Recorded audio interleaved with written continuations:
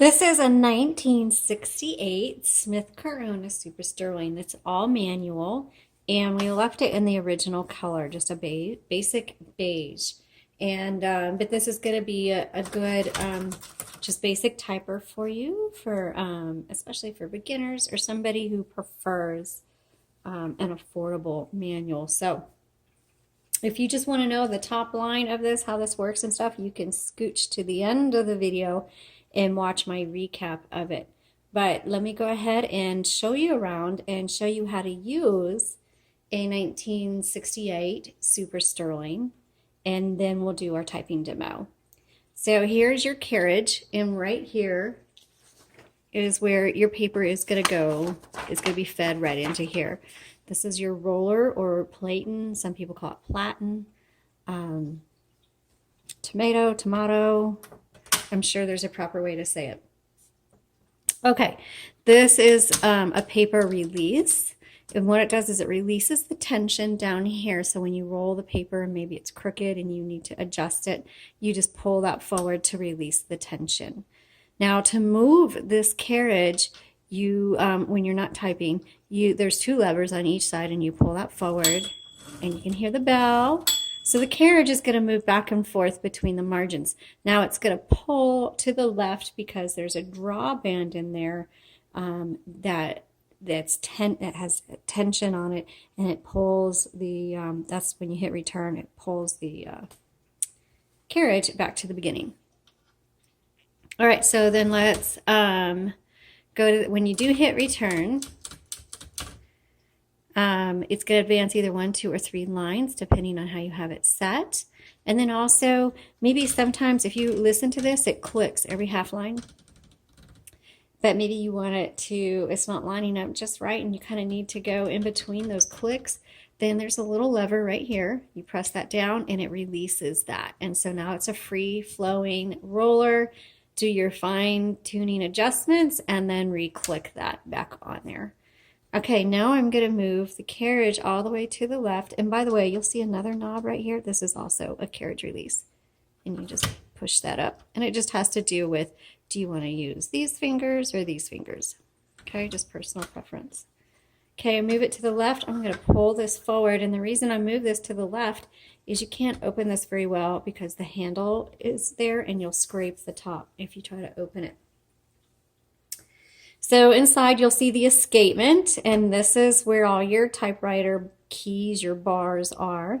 And then this is your ribbon, and you have 2 colors, black and red. And I know out there's some funky colors that you can get as well. And you can search that as long as it's in a universal spool. So that's a 2-inch round spool. That's what fits within these typewriters. So when you do change it out, that you literally just pop them down in there, and you'll see these 4 little holes. That there's a little pin that sticks up, and just make sure that pin goes in one of those holes. That's all you do is just pop it in there. And then thread it. Make sure it's threaded through these guide wires properly. And I do have an up-close photo. If you use the link in the description below to look at the product listing, even if it's sold, you should be able to access the images. Okay, so now you can close that up. Oh, wait. One more thing, when you get to the end of the roll of the ribbon, doesn't mean you need to change the ribbon. There's a lot of ink in these things. So what you want to do is reverse the direction, and you do that right here, depending on, oops, where it is. Let me get on this side. And it's just a very subtle click. And you just go back and forth, and you should be able to reverse the direction of this ribbon literally dozens of times before you need to replace it. So whenever you have issues, if the font looks really faint or maybe your typewriter locks up, always change the direction of your ribbon. Majority of issues with your typewriter has to do with your ribbon. So make sure it's threaded properly and make sure you don't need to reverse the direction of the ribbon. Here's your color selector on the right. LMH, this just determines how hard these bars are going to strike your paper. It's a personal preference if you can even tell a difference. Tabs, you can clear it with this button and set it with this button, and to advance to tabs, you use that. Okay, I'm going to go ahead and now we're going to do the typing demo. All right, so now we're going to just load the paper right here, And this is your paper guide, and I like to, it gets pushed to the side all the time. I like to bring it in. And it's good to use it because it keeps your paper consistent as to where you load it. So you just set it in there and you just turn your handle and load it around, pull this bar out, and then put the bar over the paper. And now you can see, oh, that is so crooked. So I'm going to release the tension and just adjust so it's nice and even, okay? Now we'll go to the beginning. I'm going to check my margins, bring this in, and let's go ahead and get started. So like I said, this is a 1968, and don't hit two at once, Smith, Corona, Supers, Sterling. Now the keys are so nice and tight on this one.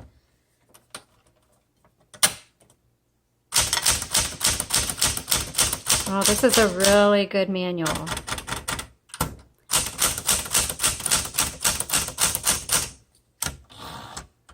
I like how dark the letters are.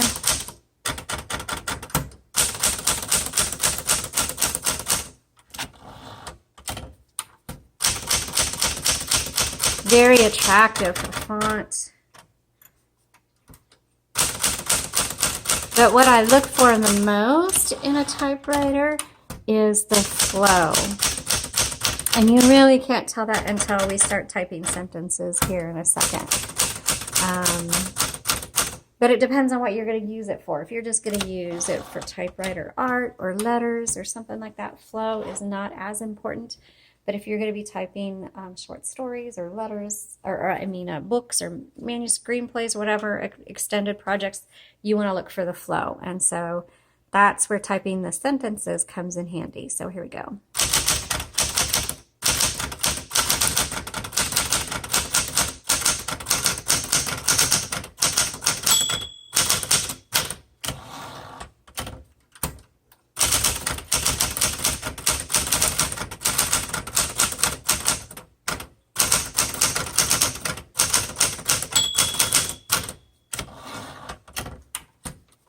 Do the red.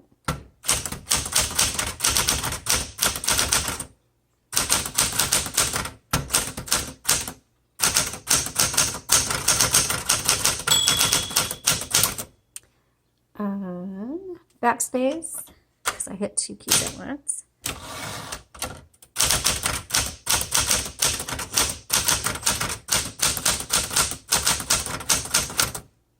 I keep hitting two keys. Sorry about that, folks. Make a mistake, backspace, tap over it.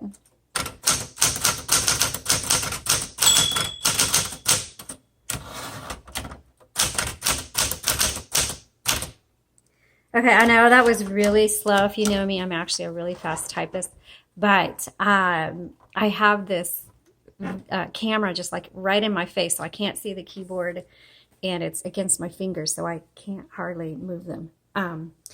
But this typed really, really well. This is an excellent typewriter. Excellent for writers. If you do not want an electric and you don't want an expensive manual, you need to get this one. This is going to be for, even if you're not a serious writer and you're a beginner, you're going to love this because it's a quality typewriter. It's not going to be as expensive as some of the more collectible ones, but you are going to be so happy with its performance. All right, thanks so much for watching. I hope you enjoyed it. Have a great day.